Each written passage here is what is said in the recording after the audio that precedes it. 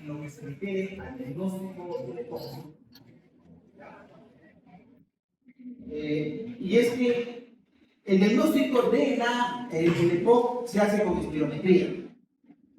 Ayer estamos viendo, y quiero hacer el paredón del asma para que quede claro. Ayer estábamos viendo asma y el diagnóstico de asma. Hay otra serie de alternativas, además de que es diagnóstico clínico. El asma se puede diagnosticar con fluorometría, con feno, con eosinófilos, se puede hacer una prueba terapéutica, se puede hacer espirometría spray y se evalúa si responde al tratamiento y si mejora el FEV1 haciendo una espirometría pre. O se puede hacer pruebas de provocación bronquial. O sea, son otras alternativas. Se puede utilizar el EPOC. En cambio, el EPOC no. El EPOC, hasta ahora, todos están de acuerdo que el diagnóstico se hace con espirometría pre y post broncodilatación. Y es pregunta de los residentes, de los que rotan conmigo siempre, de los internos también, se les pregunta cómo se hace el diagnóstico de EPOC. Y la mayoría no sabe. No sabe cómo se hace el diagnóstico confirmatorio. Entonces, insisto en esto y vamos a ver cómo se hace el diagnóstico. Y si no se sabe cómo se hace el diagnóstico, o no está socializado el diagnóstico de EPOC, pues cómo vamos a llegar al diagnóstico del EPOC, cómo va a ser el tratamiento y cómo va a figurar también en la lista de pacientes que van a ser trasplantados. No hay forma. No hay forma de que diagnostiquemos y no hay forma que digamos que un paciente que se trasplantó el EPOC. Y eso pasa. Y eso se pasa porque ayer decía que la mayoría de las espirometrías que realizamos, ¿no?, son espirometrías pre, no post. Bueno, más adelante voy a dar hincapié más a esto, de que hagamos un paréntesis. La definición de EPOC es una enfermedad pulmonar obstructiva. Se va a caracterizar por ser heterogénea. Vamos a ver que existe la clasificación clásica, es que son bronquitos crónicos o son infecciosos. Una definición clínica y una definición anatomopatológica. O también es heterogénea porque se habla de fenotipos en el EPOC, al igual que en el asma. Fenotipo alérgico, fenotipo alérgico, fenotipo granulocytíco, eosinofílico, etc. De inicio temprano, de inicio tardío. Esas son la heterogeneidad que da el asma. En cambio, el EPOC también es heterogénea porque hay fenotipos. Y es que en el EPOC lo único constante que no puedo decir es el cambio. Cada año el GOL saca una nueva guía, cambia las cosas. La última guía del 2026 del GOL sugiere que hay tres fenotipos, A, B y E. Lo vamos a ver más adelante. Entonces, por eso es heterogéneo, que se va a caracterizar porque los síntomas respiratorios, que son disnea, tos, miren, lo de ayer, ¿no?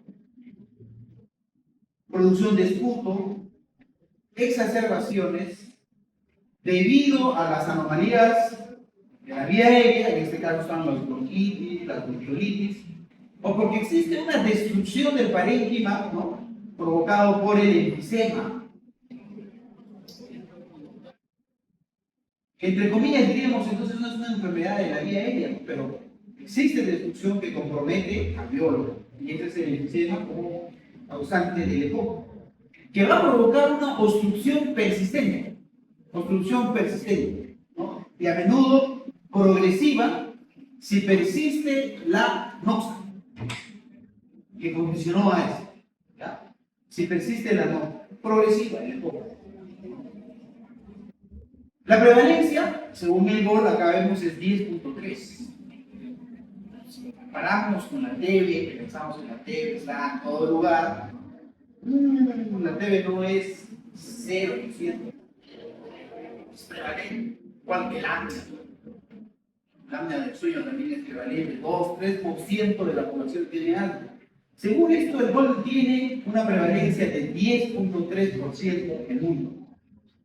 Básicamente, hasta hace 10 o 15 años, 20 años quizás, el EPOC se asociaba mucho básicamente a la exposición de tabaco y biomasa, humo limpio, contaminación.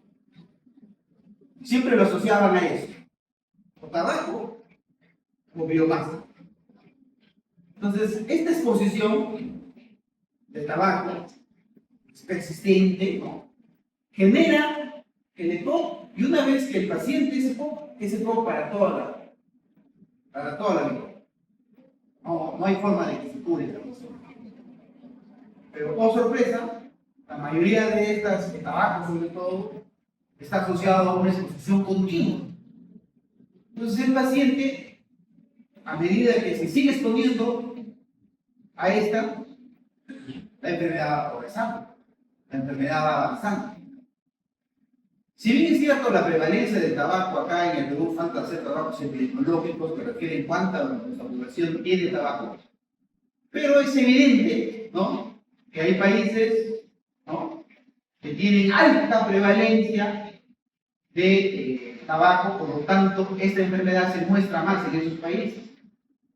Hay estudios que se han hecho con el estudio platino en América del Sur, que se hizo en Uruguay, en Brasil, en México, en Argentina. Se identificó que la prevalencia estaba a 15%. Acá en el Perú, hay que ser honestos, no se ve el diagnóstico, no se evidencia mucho fumador. Y en raras ocasiones vemos a los pacientes asociados a tabaco. Lo que vemos más es todo, exposición a biomasa, y las guías actuales sugieren que también los gases tóxicos, irritantes, las secuelas de tuberculosis, las cicatrices, las infecciones en la infancia, ¿no?, colocan como factores de riesgo para todo. El mismo VIH, o la bronquiolitis que puede generar, puede ser un factor de riesgo para que una persona evolucione a EPOC. Entonces, el EPOC es una enfermedad multisistémica, compromete múltiples órganos, pero sin embargo, el diagnóstico actualmente, puede variar, se basa básicamente, no debería referirlo así porque es un poco más complejo, pero para una clase de media o una hora, debería enfocado así. Se basa en que el FEV1 de una persona viene descendiendo. Cuando una persona nace, y uno le dice, toma aire y bota, el primer segundo es el flujo expiratorio final, el PEF, volumen expiratorio final del primer segundo. Este volumen expiratorio final del primer segundo se llama PEF1. Este volumen generalmente está entre 3 a 4 litros por segundo.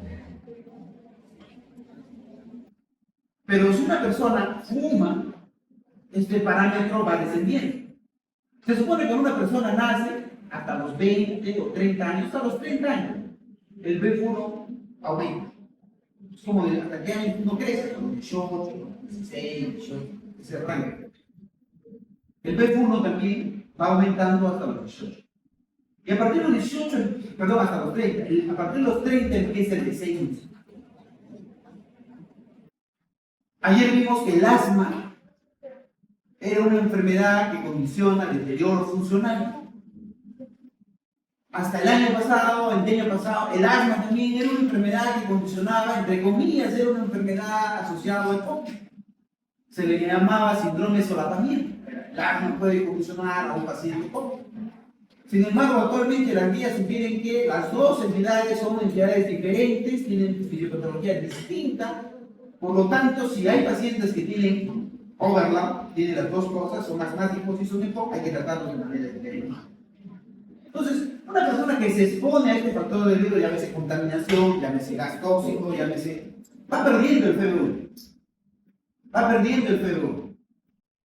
Y llega un momento en el que el FeV1, cuando lo asociamos a un litro, cuando el FeV1 es un litro de cualquier persona, hay que darse cuenta que esa persona probablemente tenga insuficiencia respiratoria. el PEP1 sea 1 litro, probablemente esta persona tenga insuficiencia respiratoria. O sea, si yo tengo, le hago ahorita, vengan todos, vamos a hacer una campaña de spirometría, vengan, hagan su cuerpo. Y encontramos a un paciente que hace 1 litro, probablemente esa persona tiene insuficiencia respiratoria y no sabemos qué causó a que esa persona tenga insuficiencia respiratoria. Y ese es el EPOC. Como el EPOC no se hace espirometrías pre y post broncodilatación, muchas veces le diagnosticamos tardíamente a estos pacientes. Se siguen exponiendo al trabajo, no hacen cáncer, a veces hacen EPOC, se siguen exponiendo a la biomasa, no hacen cáncer, pueden hacer EPOC, van perdiendo función pulmonar, que en teoría expliqué también de fisiología, que nosotros tenemos capacidad residual extensa, capacidad inspiratoria extensa, y ahorita mientras estamos sentados, estamos solamente valiéndonos de 500 mililitros que van ingresando a nuestro pulmón. 150 es espacio muerto y 150 es volumen alveolar. Entonces, solamente utilizamos 500, pero si hacemos su función pulmonar, ustedes mueven de 6 litros. Pueden utilizar de 5 a 6 litros. Entonces, tenemos bastante reserva, entre comillas, que esas personas, si van a estar sentaditas o haciendo pocos ejercicios, no van a tener la limitación funcional. Por eso es el diagnóstico tardío. Entonces, es una enfermedad muy prevalente, causa bastante morbilidad y mortalidad. Hemos dicho que esta patología ya deterioró la función pulmonar, se expuso a gases, se expuso a irritantes, se expuso a tabaco, se expuso a contaminación, a biomasa, pierde FeB1, llega un momento en el que ya requiere oxigenoterapia, muchos ni siquiera están utilizando oxigenoterapia, y de repente la diagnosticamos y decimos la única solución es el trasplante. Entonces el paciente se puede morir en espera del trasplante o esperando o cualquier tipo de infección que pueda darse en este paciente. Tiene bastante morbimortalidad, bastante morbimortalidad. Se dice que es la tercera causa de morbimortalidad después de los SICA, síndrome isquémico, y después de DBC, accidente cerebrovascular, ¿no? Es la tercera causa de mortalidad. Y el 90% de las causas de muerte se dan en países como el nuestro, donde el trasplante, por ejemplo, a diferencia de España, que se hace trasplante de 100 personas se trasplantan al año, acá en el Perú trasplantamos 1 o 2 por año. No hay forma de solucionarla. Es una enfermedad silenciosa, o el EPOC es una enfermedad silenciosa, que básicamente consiste en deteriorar el pulmón por la anoxia que se viene presentando. Se diagnostica tardíamente a estos pacientes y por lo tanto estos pacientes fallecen. 3 millones murieron en el año 2012 de COVID. No hay reportes actualizados, esto lo tengo así como un dato, ¿no? Como en el caso de la tuberculosis, que cada año la Organización Mundial hace un reporte de cuántos pacientes fallecen después de tuberculosis, pero más o menos para que tengan una idea es 3 millones. Y en la tuberculosis fallecen 2 millones por año. Es subdiagnosticada. ¿Por qué es subdiagnosticada? Porque no se utiliza espirometría. No sabes por qué, pero tu papito de repente, incluso algunos lo llaman fibrosis.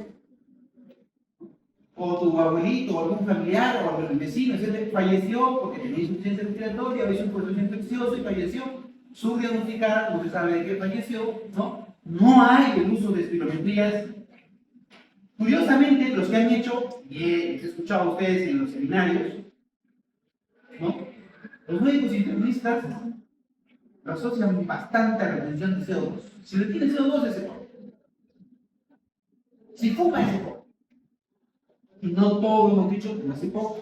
Es más, los EPOC acá en el Perú creo que no son muy frecuentes por EPOC. Más son por bronquiectasis y pulmón secular. Como causa que funcionó a ese EPOC. Acá no se ve mucho asociado a esa persona fumadora empedernido que está deteriorando su función pulmonar. No se ve esa presentación. Es la presentación clásica, pero acá en el Perú no se ve muy claramente ese paciente. Entonces, y sobre diagnosticada. ¿Por qué sobre diagnosticada? Porque como hemos dicho, los internistas ven, retiene CO2 y eso no. Ahorita vamos a ver en un momento En el AGA, el paciente que retenga CO2 es un EPOC. No hay nada. No hay nada documentado. O lo que he notado, los geriatras, cuando tuve la oportunidad de trabajar en Padumi, la mayoría de los ancianos, como ustedes saben, hacen un enfisema senil, el pulmón enfisematoso senil. Es como si yo fuera de dermatología y me dijera, oye, vamos a ver la piel del anciano, arrugada, maternidad, que son típicas. El envejecimiento no es una enfermedad, que es una condición que todos vamos a pasar. Y el pulmón se vuelve enfisematoso. Entonces vemos pulmón enfisematoso en los ancianos y con una radiografía les digo, usted es un EPOC. Usted cuando el doctor, cuando les toque rotar por geriatría, cuando el paciente con EPOC, ¿tienes prioridad? Digo, ¿qué tiene? Tiene la radiografía enfisematosa. Esa radiografía enfisematosa es normal en una persona de edad. Sobre diagnóstico. Todos los viejitos tenían el diagnóstico de EPOC. Estaban con broncodilatadores. No era así. Esto explica por qué se hace el diagnóstico tardío y esto explica por qué el EPOC condiciona a mortalidad. Sus diagnósticos errados siempre constituyen el problema del EPOC. Es más, a ver, escuchamos muchos de ustedes que son, ¿cómo se hace el diagnóstico de EPOC? Levante la mano.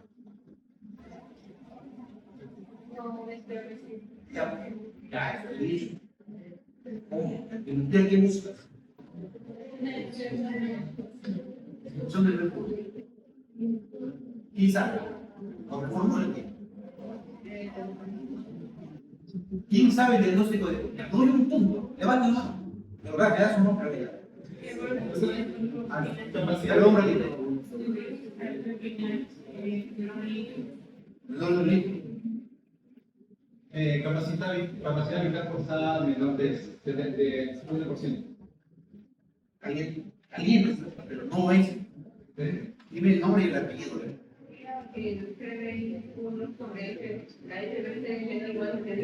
Ya, estás más caliente que. ¿Qué más? De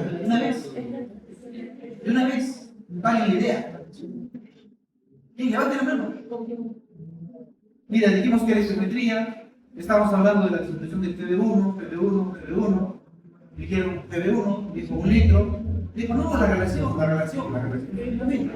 Y ella dijo la relación PB1-PBC, ¿no? Menor de 30.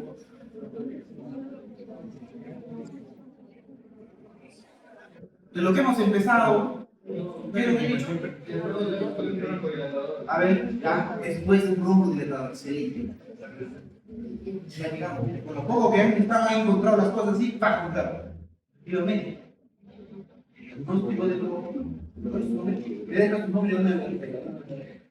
El diagnóstico de EPOC se hace como una espirometría, pero post broncodilatación. Esto también ha cambiado. La guía del 2026 colocaba que solamente debería ser con broncodilatación. Ante la 2025. La guía del 2026 sugiere que tanto la pre como la post tienen que ser menos de 70. La pre y la post tienen que ser menos de 70. La relación FB1, FBC, menos de 70. Así se hace el diagnóstico. No es el pulmón enfisematoso, no es el AGA que retiene CO2. Eso es más confuso. No sé qué más, cómo más ustedes lo han encontrado. ¿Qué más saben? ¿Alguien se sabe de POC? ¿Cómo les han dicho que es el diagnóstico de POC? Una enfermedad muy prevalente, ¿cierto? Es una enfermedad muy prevalente y no saben cómo se hace el diagnóstico de POC. Y muchos de ustedes tienen el tiempo ya en la insolución de externado o su rotación de integrado, en la cual les tienen que haber hablado de una enfermedad tan prevalente como el EPOC, que no sepan cómo se hace el diagnóstico. Y así, pero ojo, no se pongan mal, porque los residentes llegan también y dicen, ¿cómo se hace? No saben. Y las guías también van cambiando. Por ejemplo, les dije que ahora se considera que tiene que cumplir los dos. Y es lógico, pues. Si tiene que estar la relación menos, hablamos de que el PB1 descienda, si el PB1 va en el numerador y va descendiendo, la relación tiene que ser menos intensa. Es lógico. TB1, PVC, menor 70, pre y post broncodilatación. Antes yo decía post broncodilatación, ahora es pre y post broncodilatación, pero siempre tiene que haber el post broncodilatación para hacer el diagnóstico confirmatorio del EPOC. Entonces, el problema central es ese del EPOC, que no se sabe, pues no se conoce el diagnóstico. Entonces, probablemente en esos 28 pacientes que hemos trasplantado en Menara, en ese grupo exista un grupo de pacientes que sí sean EPOC. El problema es que no los diagnosticamos. No les hicimos la experimental pre y post en su momento, ahora espero más.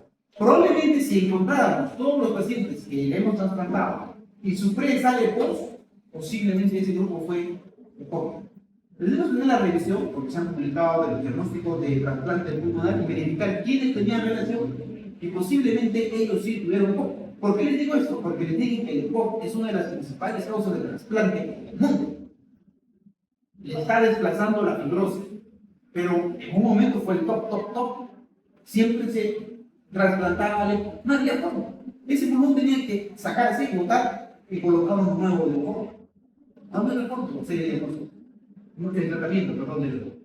Entonces, como vemos, esto también cambia: el tabaquismo, la contaminación, factores asociados al huésped, genera todo lo que hemos dicho, estudiar la patología, deterioro de desarrollo pulmonar, deterioro acelerado, lesión pulmonar, inflamación pulmonar, anomalías patológicas que se ven como enfisema, trastornos de anomalías de vía pequeña, efectos sistémicos que se ven, sobre todo estos efectos sistémicos, porque se piensa que el EPOC es una enfermedad no nada más, no es así, es una enfermedad que compromete los músculos, compromete el diafragma, compromete la parte cardíaca, genera osteoporosis, genera depresión, ansiedad, está asociado con un problema psiquiátrico de impotencia sexual. Entonces, por eso es que esta enfermedad se llama multisistémica, no es una enfermedad local, ¿no? Y que va a condicionar a limitación de la vía aérea y va a condicionar también a síntomas como el tos, exploración, y va a condicionar a que esta enfermedad, al igual que el asma, tiene una forma crónica y tiene un periodo de agudización, exacerbación, crisis, exacerbación de todo. Y así pasa con y la enfermedad pasa así, ¿no? Periodos crónicos, periodos de exacerbación, periodos crónicos y exacerbación. Al igual que el asma, el EPOC, la bronquitis. Entonces, para considerar el diagnóstico de EPOC, primero tiene que tener los síntomas.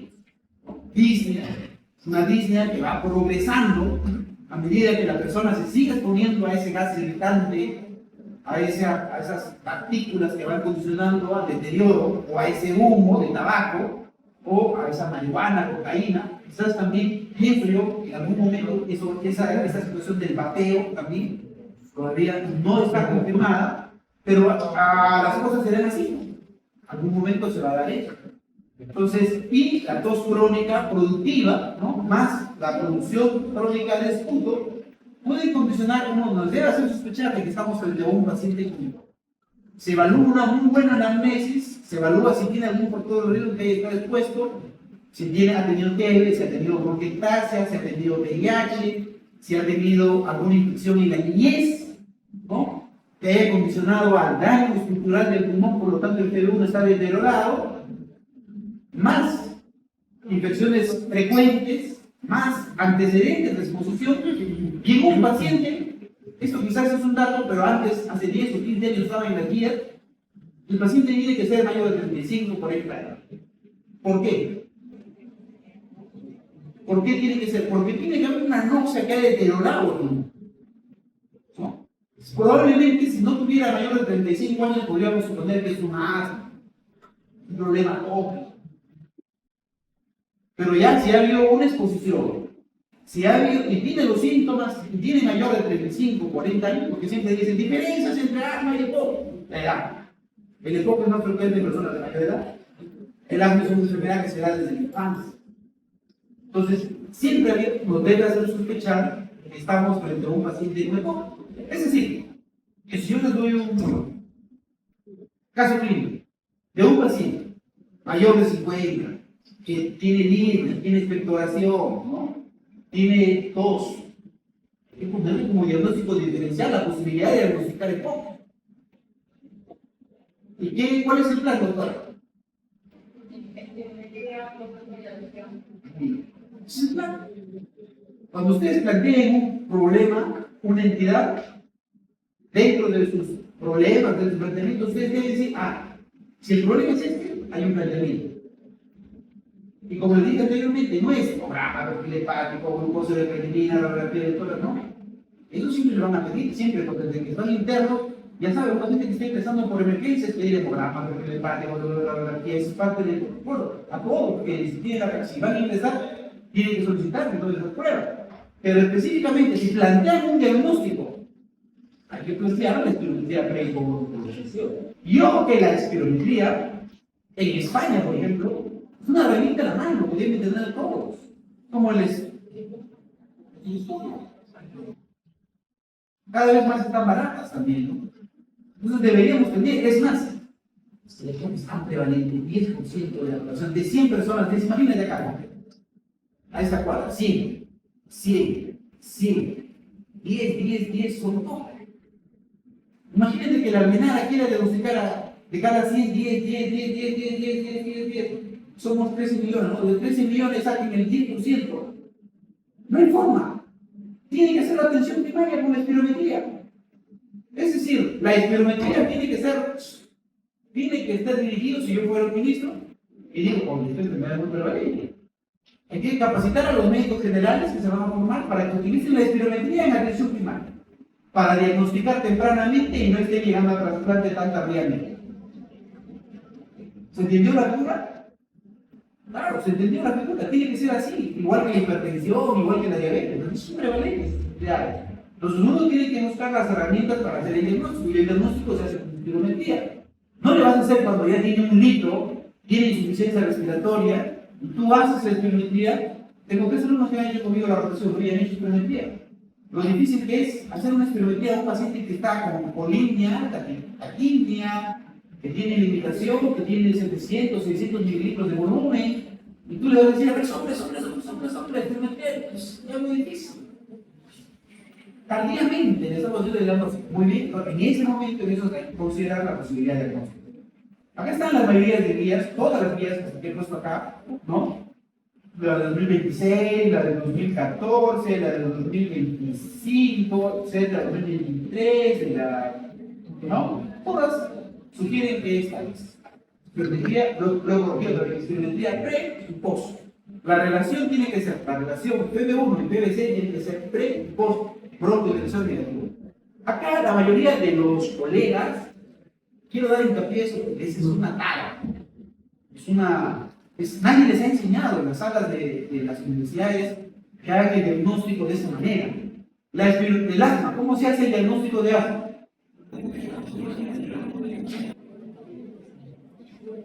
Levante la mano.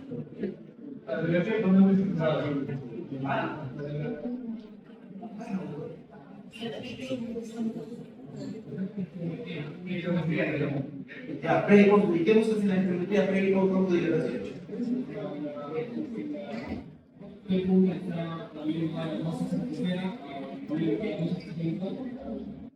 Oí. Perdón, otra vez. ¿FB1 o el PVC?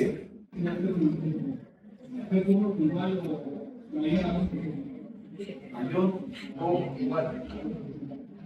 ¿Alguien quiere mirar? Está mal, está calentazo, pero no está mal. Muy bien. FB1, variación de FB1 mayor o igual a 12% o variación de 200 mililitros de volumen. Igual que, ¿quién más? Espirometría.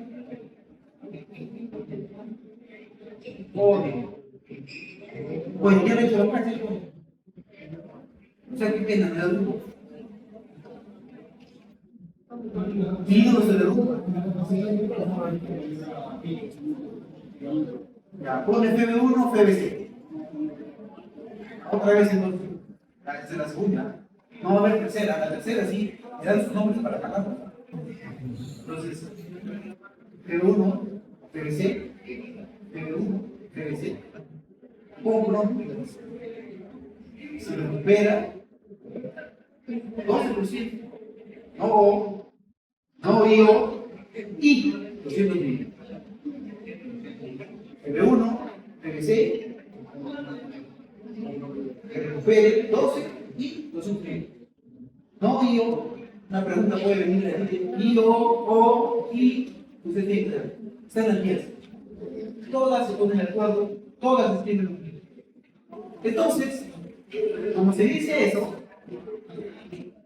muchos creen más, muchos cuando se rotan como los pacientes se dan cuenta de ver, pues no se de todo. Entonces ellos dicen esto, crean algo que no sé dónde lo han leído, porque no hay ninguna guía. He puesto las guías que dicen cómo se hace el diagnóstico de Copperlock. El que no cumple 12%, o sea, sale menos de 12% o menos de 200 mililitros, entonces se toma. O sea, el que no revierte, que no tiene test de bronco-dilatación positiva, porque ese test de bronco-dilatación positiva, el que no cumple, ese se toma. En ningún momento he puesto esto. Ahí está, mi presentación. He puesto ahí, el que no cumple la prueba de bronco-dilatación, menos de 200 y 12%, menos de 12, o sea, 10, 8, 5%, ese se toma. No, solamente es nada más. Solamente la relación tiene que ser menos de 10. ¿Estamos de acuerdo? Queda ahí, no inventen, no crean más. Y si alguno de ustedes encuentra esa definición, me la pasa, porque es nueva. ¿Qué guía? ¿De dónde lo escribe? ¿Dónde está la información? Entonces, cuando uno conversa con los clientes, dice, doctor, si no cumple, si sale menos de 70, perdón, si sale menos de 12, o el termómetro sale negativo, no es así. En ninguna guía lo dice. No hay forma de que eso sea la forma de diagnóstico de.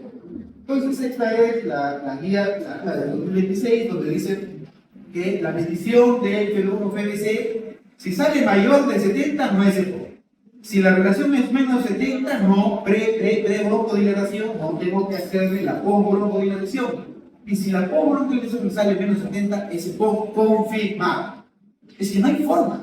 Ya perdió tanto, se le dijo, oye, no sigas fumando, oye, no sigas exponiéndote a ese gas tóxico, a ese gas irritante, a esa biomasa. La persona perdía FeB1, en el P y en el post tiene que salir disminuido. Tiene que salir disminuido. Si usted revisa, usted va a encontrar que la P no salía como criterio que sea menos lenta, ahora se confirma de esa manera. Entonces, vamos a ver en esta espirometría. ¿Ese poco o no es poco? No se nota, ¿no? ¿Ese poco o no es poco? Nadie dio la pregunta, ¿no? Ella me da puntita, ¿no? ¿Quién me tiene que dar puntita? Ya, a ver, ¿quién sale y me dice si es un poco o no es un poco? Intimida, ¿no? Una espirometría. Porque hay tantos datos, pero simplemente se le está pidiendo, ya te he enseñado ya. Aviéntate nomás. En el seminario, en un seminario no me gustó. ¿Y a quién se viene? Pues no puso tranquimanía con ustedes. Ya pasa. Dos puntos. A ver, dime dónde está la relación.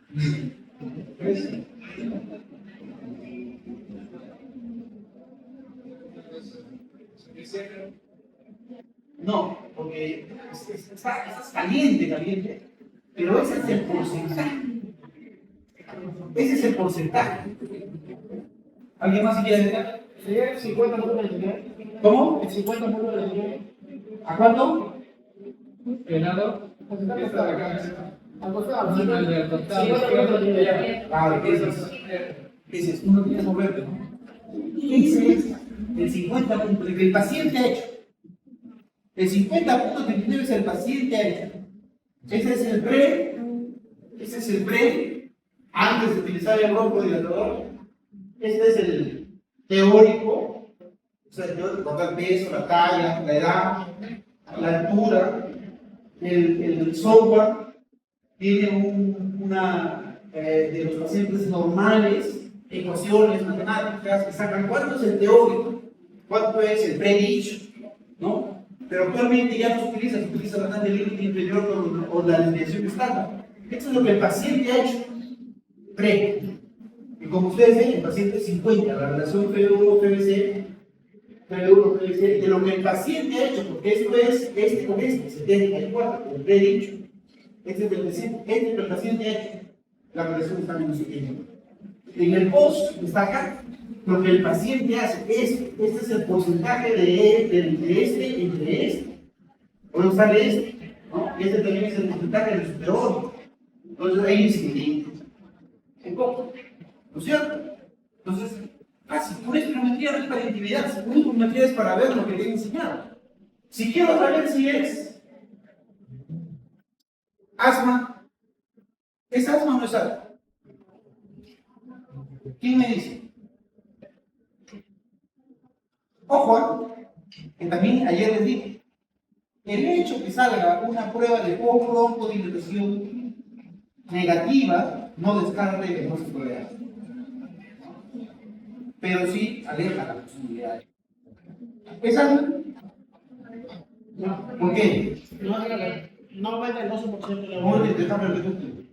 No aumenta el 12%. Un momentito, déjame hablar a ella. Ahorita después te acabas, si lo hace mal, te va a dar. Ya tienes tu punto, ya. Ya alistas una hoja con tu nombre. Porque no recuerdo que tenía 58 y era No recupera, no, está negativo. Menos 6%, menos 1, ahí sale más. Y es un porcentaje negativo. Es evidente que no. La gente dice, muy bien. ¿No? O sea, es test de protección negativa. Entonces, cuando nosotros hacemos una herramienta para evaluar el gol, antes se utilizaba en función del FB1. ¿Ya? Antes se utilizaba en función del FB1. Estamos hablando no tan antes, hace 10, 15 años, como el diagnóstico de cómo la entidad esta se va reformulando, va ingresando cosas. Me acuerdo que había un parámetro que es el índice de Bode. El índice de Bode, léalo. Lo utilizamos bastante como para elegir qué paciente que tiene POC, si todos son ustedes de POC. Tengo que calcular no el FB1, no las exacerbaciones, no el MRC, no. Tengo que calcular el índice Bode de cada uno de ustedes. Y el que se acerque más a 10, ese es el paciente que yo debo elegir para hacer. Si tiene 5, 6, es el paciente que debe estar en la prioridad. Entonces va para atrás. Todavía no está en la lista. Espere un poco. Pero los que tienen 9, 10, 8, ven acá. Y a partir de 7, un índice Bode 7, hay que mandarlo ya a las placas. Entonces, ese índice Bode, ¿no? Que evaluaba test de caminata, TD1, disnea y índice de masa corporal, esas 4 cosas, nunca quedó. Y parecía que debería quedar. En trasplante ha quedado el índice Bode como evaluación para los pacientes para posibilidad de trasplante. Sin embargo, las guías del BOL y las guías del ESPOL de España en ningún momento la agregan, no la logró. En ese momento se evaluaba el EPOC en función del FB1. En función del FB1. Era una clasificación así, muy trivial, FB1. En base a esto decíamos es un mayor de 80, mayor por 2, 50, 79, 30, 49, menos de 30. Actualmente esta evaluación de construcción del flujo aéreo, que tiene que ver con el FB1, ojo, el FB1, el porcentaje que dado que es el bronco de dirección muerte, ¿ya? En base a esto evaluábamos qué criterio de severidad tiene. Es evidente que el BODE pareciera que como es más integral, es una enfermedad multisistémica, compromete el músculo, compromete el hueso, era mejor. Pero no quedó. En concreto no quedó. Y actualmente se le ha agregado a la evaluación de construcción del flujo aéreo, y dicho sea de paso, no podemos evaluar quién es el paciente que está más severamente comprometido. Vamos a ver ahorita los posibles cambios que van a dar, se van a tener que dar es esto, ¿no? Anular de repente FB1. No se puede anular porque algunas guías todavía consideran asociándolo a otras entidades. Pero sin embargo acá todavía creo que hay un vacío, y más adelante se va a tener que presentar. Y es la evaluación del síntoma y la evaluación de los riesgos que tiene esta enfermedad. Los riesgos son las exacerbaciones, la muerte, la medicación. Los síntomas son la disnea, ¿no? La disnea, la tos, la producción de esputo. Entonces, se clasifican en 3 fenotipos. Si ustedes revisan hace 3 años, había 4 fenotipos: A, B, C, D. Actualmente es A, B y E. Y esto es esta presentación es una presentación del año pasado, porque la actual considera solamente más de una, mayor o igual a una, o nada, o sea, las exacerbaciones, antecedentes de exacerbaciones por año, para clasificar en A, B y E. Y la clasificación de A, B se basa en función de la disnea que tiene el paciente. La disnea, esa dificultad, esa sensación de ahogo, esa sensación de dificultad que tiene el paciente para hacer sus actividades, o sea, hacer ejercicio, ¿no? Si la disnea MRC sale 0 o 1, es A. Si sale 2 o 3, mayor de 2, es B, ¿no? O hay una estandarización en base a preguntas, que es el CAT. Si sale menos de 10, es menos síntomas, menos disnea. Y si sale más de 10, más síntomas, más síntomas. Es una fenotipo B. Entonces, así es como se clasifica esto. Mira, si yo hay una pregunta, ¿y cómo lo asocio al gol? Ya sé que hay un fenotipo A, B, E. El fenotipo A puede ser un paciente disneico, exacerbador, con un gol, puede haber el gol del estadio 1, gol del estadio 4, ¿cómo haría? ¿Se dan cuenta que no hay forma de que el gol participe para clasificar el fenotipo? ¿No?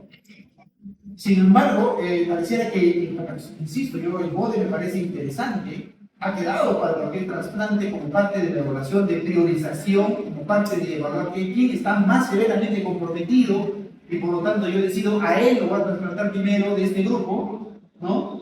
Pero estas clasificaciones son muy cambiables en función del año también.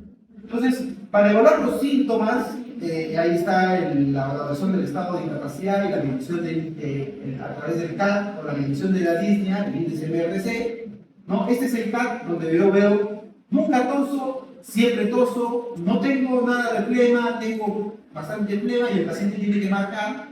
Y uno evalúa una puntuación, ¿no? Si es menos de 10 o si es más de 10, y uno clasifica si es del A o del B. Si es disneico, ¿no? O no es disneico, o muy disneico. Y también acá está la escala de MRC, ¿no? Esto ya ustedes lo conocen. Básicamente el 4 es el que cuando se viste sentadito nomás se agita. Y cuando el 0 es el que hace grandes esfuerzos y se agita, ¿no? O en el caso del 1, que falta aire cuando ando deprisa, en plano, ¿no? Con una pendiente bien pronunciada, ahí me agito, o sea, es un estadio MRC1. Entonces, como ustedes ven, esto ya es un poquito de semiología. Y lo otro es, entra allá para esta clasificación, ¿no? De los fenotipos, es las exacerbaciones. Las exacerbaciones es un evento agudo que pasa en los pacientes, de hecho son enfermedades que pasan por un periodo crónico y luego pasan por un empeoramiento de los síntomas agudamente, y que básicamente se va a clasificar si la disnea, ¿no? Es menor de 5, como en la escala visual, tiene una frecuencia respiratoria menos de 20, una frecuencia respiratoria menos de 25, o la saturación está mayor de 10, es un paciente estable, entre comillas, ¿no? O su PCR está menos de 10, es una exacerbación leve. Si la exacerbación es moderada, cuando tiene mayor de 5, la disnea o la frecuencia respiratoria es mayor de 24, o la frecuencia cardíaca es mayor de 95, o la saturación en reposo es mayor a 92, o su PCR es mayor de 10, si cumple al menos, o su gasometría sale menos de 60 y su PCO2 mayor de 45. Si cumple al menos 3 de estos 5, es una moderada. Y si cumple todos, es un grave, ¿no? Como un gas arterial que habla de PCO2 mayor de 45 y un pH menor de 7.35. Quizás acá,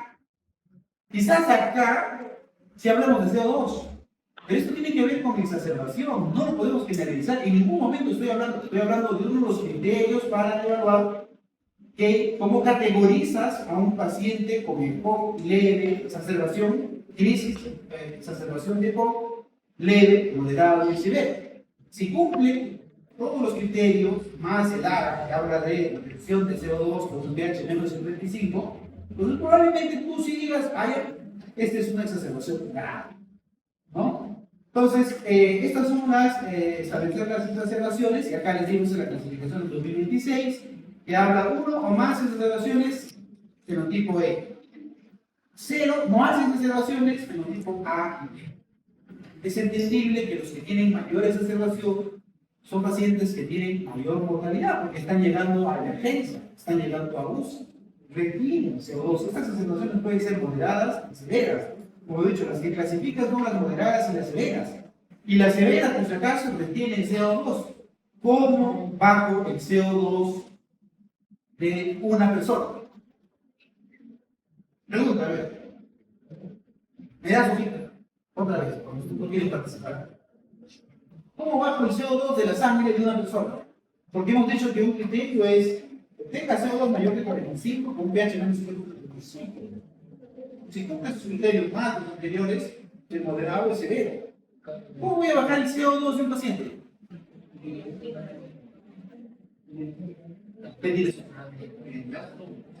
Ya voy 1, 2, 3. Antes de ventilación mecánica, yo he estado que me ventilación invasiva. También el enfoque está como prueba estándar, la ventilación no invasiva, ¿no? Entonces la ventilación no invasiva es una forma, ¿cómo? Es ventilación. Y ustedes se imaginan ventilar a un paciente con el poco, con insuficiencia respiratoria, que tiene CO2, que tiene deteriorado su función pulmonar, llevar a ventilador mecánico, llevar a UCI. ¿Se acuerdan cuando decían COVID severo cuando llega el ventilador? Gérmenes intrahospitalarios, gérmenes MDR, XDR, TDR, gérmenes que son de la misma UCI. Entonces la mortalidad se incrementa y ahora, ¿cómo va a salir del ventilador? Y un paciente que está con esas condiciones de baja función pulmonar. Estamos hablando de mortalidad. Estamos hablando de un exacerbador, estamos hablando de mortalidad, uso de emergencia, uso de poniendo en riesgo la vida del paciente. Entonces, esta es una forma muy interesante de clasificar al EPOC. Entonces, ahora vamos a empezar con lo que es el tratamiento. ¿Ya? El tratamiento del EPOC, como vemos, es un manejo multidisciplinario y es interdisciplinario para el cuidado de esos pacientes. Básicamente, lo que hacemos con este paciente, a medida que va empeorando, va utilizando más, va comprometiéndose más, es evidente que lo que buscamos son, uno, los que tienen impacto, los que tienen evidencia evidencia que ha demostrado que actúan la mortalidad. O sea, si los usas, se van a morir menos. Uno, hay que vacunarlos. Imagínate, pues, con insuficiencia respiratoria, suponiendo que, el mismo ejemplo, retenedor crónico de CO2 ya, porque ya está. Esto quiero reformular y zanjar, ¿verdad? Toda patología respiratoria que empeora, sea aquí, no tiene nada que ver con retención, disfunción, obstrucción, y todas las enfermedades obstructivas generan retención de CO2 en su fase terminal. O sea, si usted ve que un paciente está falleciendo por algún motivo, septicemia, lo que sea, le toman el ANA y ya, como está viviendo, lo primero que va a encontrar es retención de CO2. ¿Ya? ¿Por qué? Porque falla la ventilación, falla la relación ventilación-perfusión. ¿Cuáles son las dos principales causas por las cuales uno retiene CO2? Es por la falla ventilatoria o por la mala relación ventilación-perfusión. Y un paciente retiene CO2 en sangre. Entonces, una persona que falla justamente en sus dos principales mecanismos y retiene CO2. Ahora, no quiere decir que debemos utilizar ventilación mecánica y DNI en todo el grupo de pacientes. No, el paciente EPOC sí está asociado a que mejora el uso de ventilación no invasiva, DNI. A diferencia de llevarlo con ventilación mecánica, que ya prácticamente le estás bypassando la vía aérea, estás invadiendo la vía aérea y estás colonizando, y el biofilm que se forma en el tubo va a generar, y la posibilidad de que se colonice con genes resistentes vas a morir más. Por eso es que el PNI es una de las opciones con bastante evidencia para mejorar la mortalidad de los pacientes. Te puede contar de cada 2 horas, descansa 2 horas, 2 horas, a la hora de dormir PNI. Acuérdate, un paciente con insuficiencia respiratoria que ha ido deteriorando su fisiología. La otra es la vacunación. Evidencia, vacuna. Mando a vacunar contra virus de respuesta sincitial, virus de influenza, neumococo, como cualquier tipo de polisacárido, el polivalente, con subtipo 20, o el 3, o el 15, o el 18. Mando a vacunar contra el virus de respuesta sincitial. Ahora, con evidencia había aparecido el virus herpético, ¿no? El herpes tipo 3, el de Zoster. Entonces, se supone que dicen los pacientes, si les das esto, va a tener mayor impacto, en el sentido de que no van a hacer tantas faringitis y infecciones respiratorias altas que luego pueden complicarse con un proceso respiratorio bajo y puede llegar a su hospitalización. Entonces, la vacunación tiene impacto, la rehabilitación tiene impacto. Hay que hacer rehabilitación. ¿Se acuerdan que los pacientes con el COVID?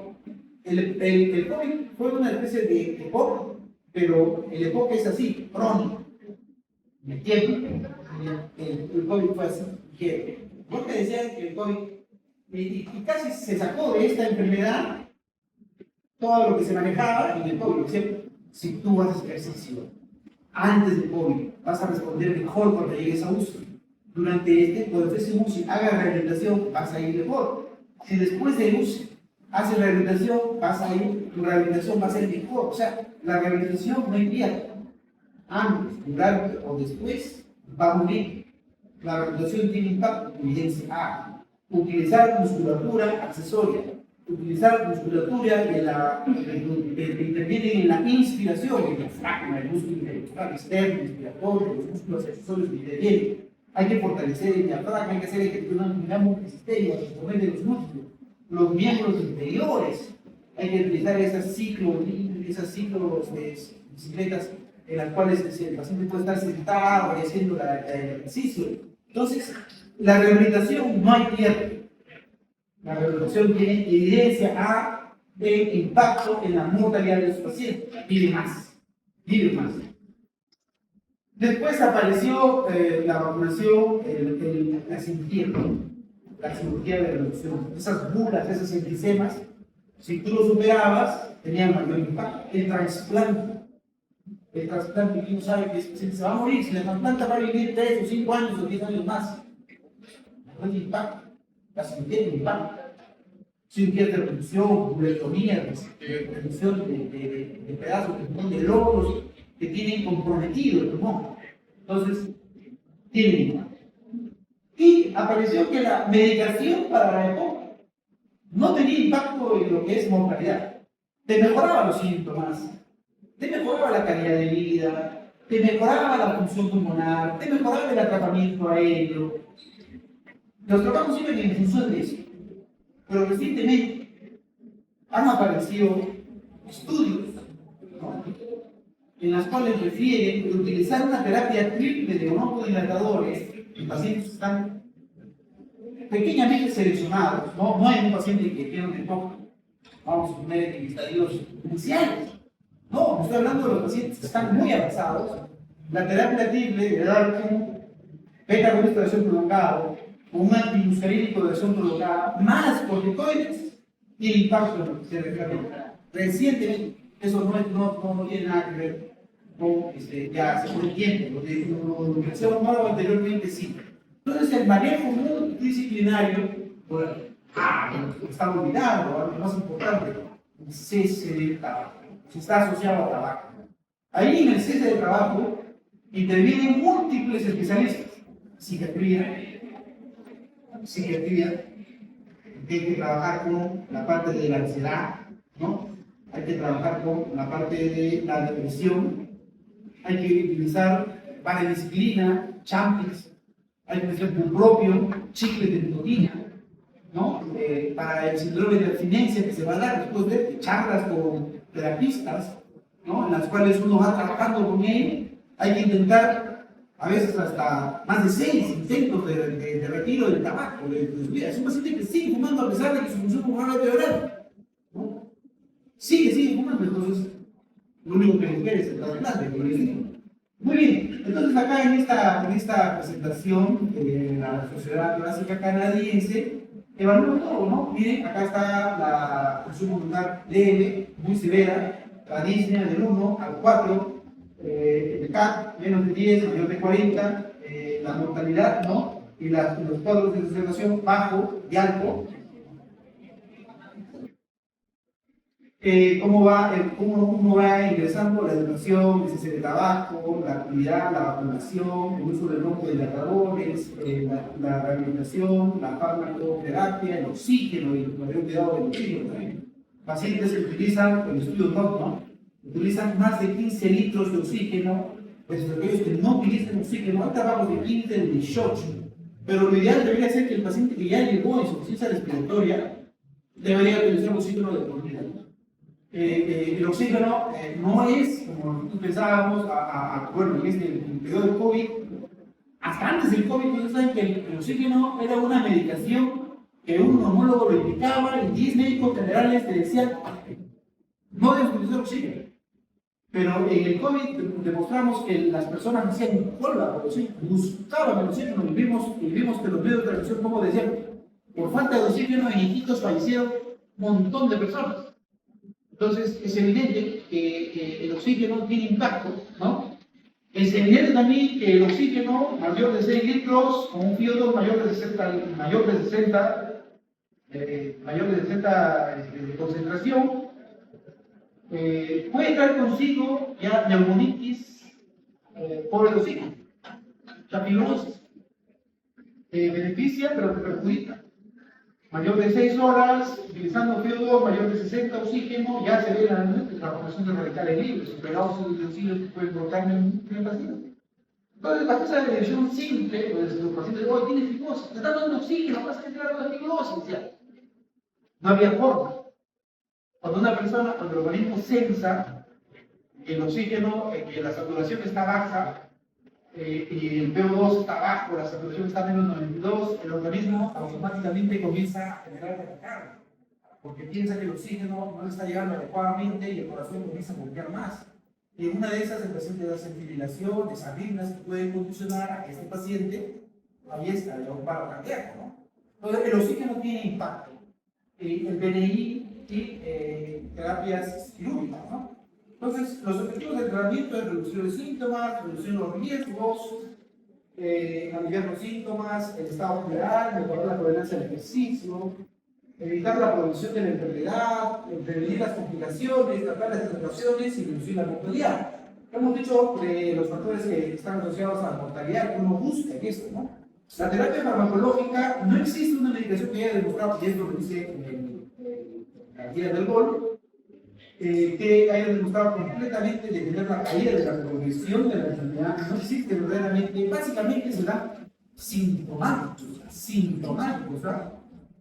Como te digo, han aparecido 2 trabajos de investigación que ya tienen, supuestamente tienen impacto en la mortalidad, pero en un paciente que ha ido deteriorándose, y tú le agregas medicación broncodilatadora, no es una curación. No es un tratamiento que va a tener impacto. Y dicho sea de paso, pregunta de examen, por ejemplo, me estoy recordando, el tratamiento angular del asma, ¿cuál es? Corticoides inhalados. ¿Cómo? Tratamiento fundamental del asma.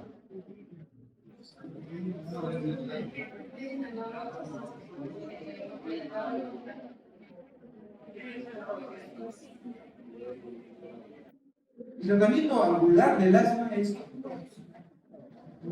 angular. Doctor, pero usted ayer dio un formoterol más corticoides, que es lo que me dio la luz. El tratamiento angular corticoides, porque antes utilizaba salbutamol. Y salbutamol es un sintomático. El formoterol es un broncodilatador, es un sintomático también. ¿Por qué le darías al asma? El asma le das para aliviarlo. ¿Ya? Muy bien, el formoterol tiene un broncodilatador, es un poco de acción larga, pero con un tiempo de acción bien corto. O sea, al toque actúa. ¿No? Igual que el salbutamol. Es de acción prolongada, pero por eso se le da el formoterol más, el roble más, el corticoides. El asma siempre fue una enfermedad psicológica. Entonces no era justo que en los pasos 1 o 2 le estemos dando broncodilatador como parte del tratamiento de una enfermedad crónica. No era justo que estemos dando broncodilatadores de acción corta. Entonces por eso es que actualmente las guías están reformulándose y están diciendo no, que vaya con corticoides. Y va con corticoides o un grupo de acción larga, pero que actúa rápidamente, como el formoterol. No va el salmeterol, porque no va el formoterol. No va el bilateral tampoco, va el formoterol porque tiene acción rápida. Entonces, pero el tratamiento ese es el aliviador, pero el otro es el desinflamatorio. El corticoides, el tratamiento del asma, ya sea aguda, le das corticoides, prednisona, dexametasona, metilprednisolona, el corticoide. ¿Y cuál es el tratamiento popular de época?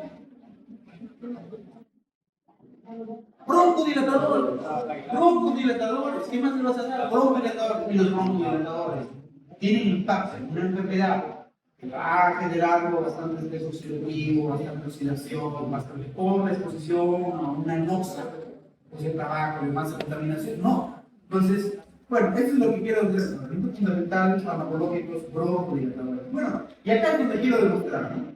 En un paciente que tiene el grupo A se le da broncodilatadores.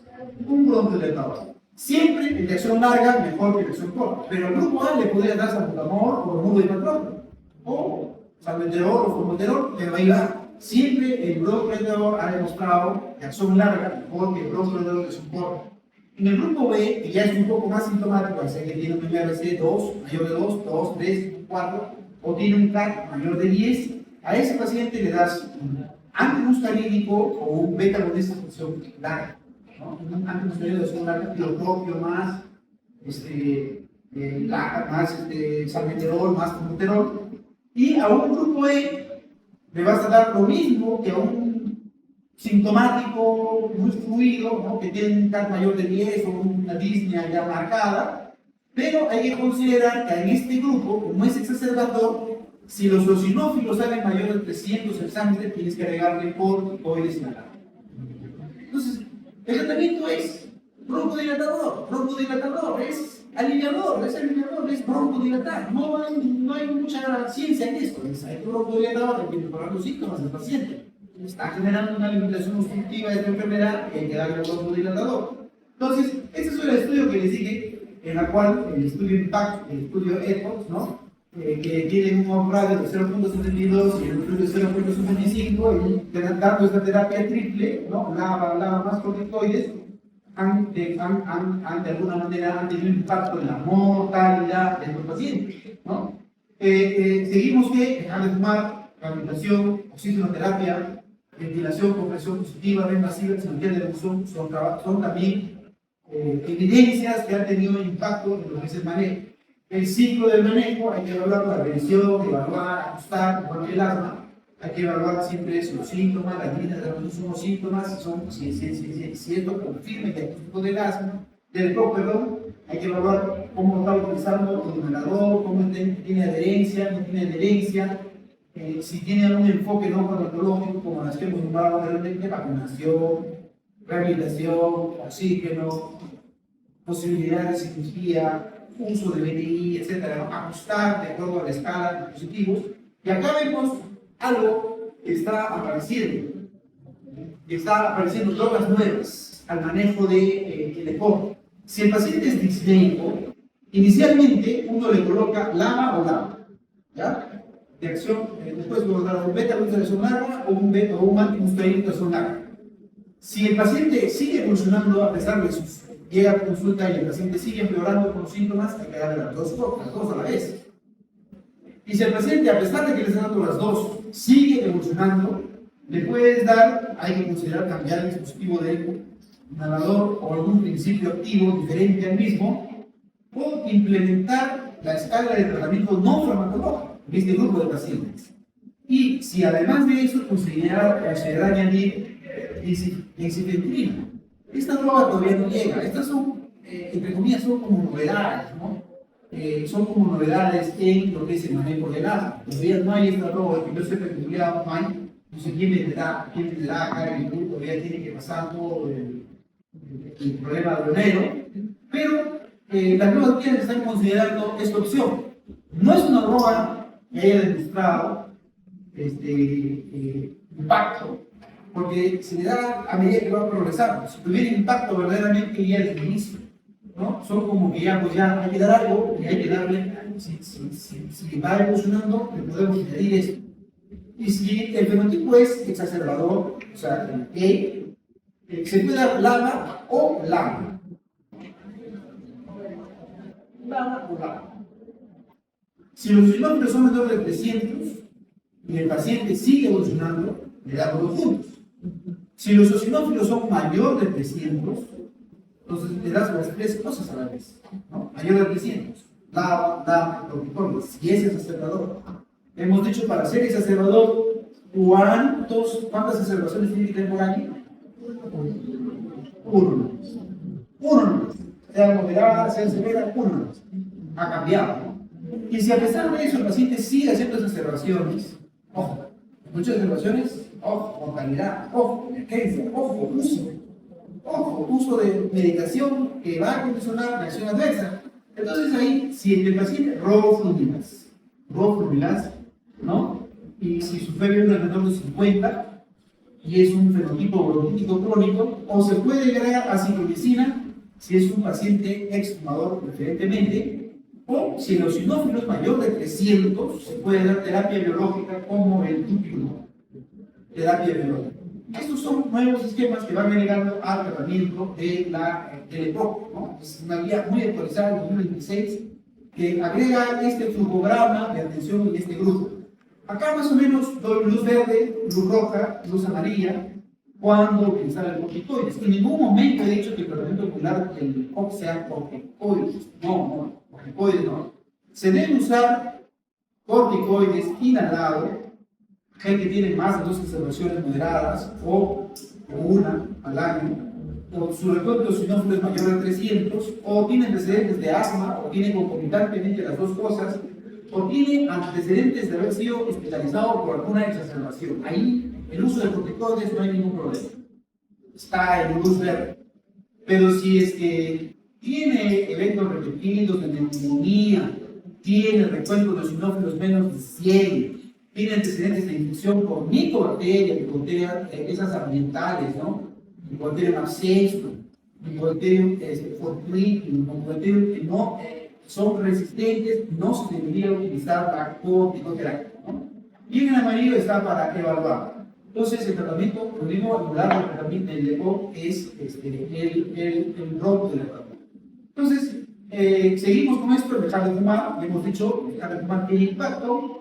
Las 5 A's, ¿no? Como uno debe identificar sistemáticamente todo consumo del tabaco, recomendar fuertemente al consumidor. Hay trabajos que destacan que si tú como médico dices, no ignoras esta situación de que el paciente es asmático, es fumador, y le dices, oye, tú eres fumador, deja de fumar, tiene bastante impacto. Tú como personal médico, ¿no? A veces uno no quiere perder a este paciente, pero es la indicación que uno tiene que decir, tienes que dejar de fumar. El paciente se adhiere a uno, pero hay que explicarle que tienes que hacer 6, 7 intentos, no es la primera, la que vas a dejar. Y a veces al responsable ya no tiene ni venir a la consulta, ¿no? Porque dice, pues no cumplo con dejar de fumar, no cumplo con dejar de fumar. Y esta es la historia natural, según Lester, ¿no? En la cual viene su mortalidad.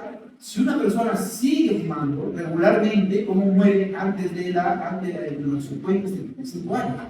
Pero si cesa de fumar o nunca ha estado expuesto a fumar, puede vivir aproximadamente 35 años. Pero la pendiente del descenso de la mortalidad está en función de cuánto deje de fumar, ¿no? A los 45 la pendiente es menor, a los 65 la pendiente es muy parecida a la otra que sigue fumando. Y también ahí está el periodo de discapacidad que tiene y la mortalidad que está asociada al mismo año, ¿no? Entonces, la identificación de los factores de riesgo dejar de fumar, tener una alimentación adecuada. El médico debe aconsejar al paciente exposición continua de irritantes, también es otra situación que hay que ver. No todo es tabaco, como se dice, la rehabilitación pulmonar tiene bastante impacto, ¿ya? Tiene evidencia, como ustedes ven, en todas se indica rehabilitación. La oxigenoterapia también, el estudio NOC, más de 19, más de 15 horas, tiene impacto en lo que se refiere a mortalidad. Bueno, el uso, la recomendación para la oxigenoterapia, pero sí todavía está cambiando. A veces uno dice que hay valores a gases, ¿no? Que vienen de 10 milímetros cúbicos, hay valores pequeños que rinden muy poco, pero y hay concentradores que a veces son, que van enchufados o van a batería. Y hay otro que es el oxígeno líquido, ¿no? Que ese tiene mayor portabilidad, menos pesado y te da mayor capacidad, ¿no? Entonces, esto es la vacunación, que sí tiene impacto en lo que es la mortalidad, el tratamiento quirúrgico, la cirugía de reducción, la lumpectomía, la intervención microscópica, colocando válvulas o haciendo polis o válvulas endobronquiales para que el enfisema se desinfle, ¿no? Y no pueda hacer el efecto de masa al parénquima adyacente normal. El trasplante pulmonar, ¿no? También el paciente cuando tiene un bode de 7 a 10 tiene que ir ya tiene un bode muy grave, tiene que ya referirle a un centro de trasplante si queremos que la persona pueda seguir viviendo, ¿no? Entonces, en resumen, el tabaco es la principal causa del EPOC, eso sí debe quedar muy claro. No solo los fumadores condicionan EPOC, hay una serie de opciones que cada vez más los factores de riesgo van implementando. Yo pienso, sinceramente, es muy particular, el asma, no para mí, el asma para mí es un factor de riesgo para EPOC. Más adelante, de repente, es mi manera de evaluar, porque el asma también condiciona pérdida de función pulmonar. Entonces, algunos siguen diciendo que los pacientes con hay un grupo de pacientes que son asmáticos que se comportan como EPOC. Es decir, tú le das inhaladores y ya no requiere. Entonces llega un momento en el que pierde la función pulmonar. Más adelante, de repente, el tiempo me dará la razón. Hubo un periodo de 3 o 5 años en que el asma era un factor de riesgo del EPOC. Posteriormente, cuando han discutido ellos han dicho son dos entidades diferentes. El mecanismo de la remodelación bronquial hace que el asmático se comporte como EPOC. Por lo tanto, hay que manejarlo como asma. Y el EPOC es totalmente diferente. Hay una serie de cosas, de factores de riesgo que no son necesariamente el tabaco, sino la contaminación, la biomasa, los irritantes, gases tóxicos, infecciones en la infancia, bronquiolitis, que no tienen nada que ver con tabaco, que condicionan a que la persona deteriore su pulmonar. Entonces, no solo los fumadores condicionan el EPOC, hay otros pacientes también, los neumonectomizados, también para mí son pacientes con factor de riesgo. Me estaba olvidando del paciente con bronquitis, con bronquiectasias y pulmón secular posterior, también son factor de riesgo para EPOC. Entonces, hay que pensar en ese grupo de pacientes que tienen esos factores y tienen los síntomas para decir, mira, a este paciente hay que descartarle todo, hay que hacerle la espirometría.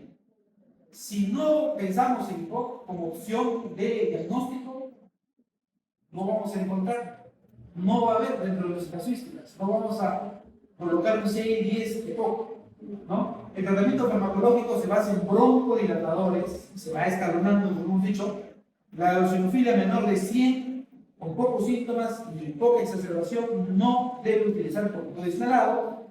Los eosinófilos mayores de 300, y si es sintomático, si es exacerbación, debe ir con corticoides inhalado. Y siempre se debe evitar en EPOC el uso de corticoides orales, neofilina, si el EPOC está estable. Han aparecido, esa es la otra conclusión, han aparecido nuevas drogas que vamos a ver a medida que las investigaciones se sigan dando, ¿no? Probablemente estas drogas se están en trabajos de investigación. Ustedes saben que las drogas aparecen siempre en fase 1, en ratas, ¿no? Uno evalúa la dosis adecuada, evalúa cómo tiene impacto en la enfermedad. Fase 2, uno va evaluando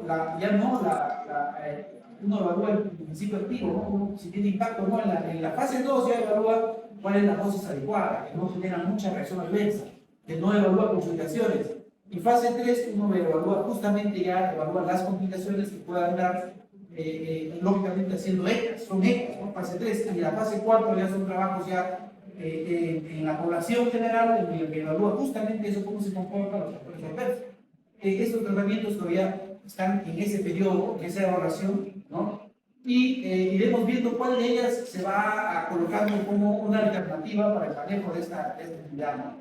Aparentemente son enfermedades, vías no curables, ¿no? La única manera que tenemos es hacer prevención. Que deje de fumar, que deje de exponerse. Hay cosas que no se puede evitar, por ejemplo, esa la cáncer, el cáncer. No se puede evitar, pero la idea sería hacer diagnósticos tempranos para evitar que esto evolucione a cáncer.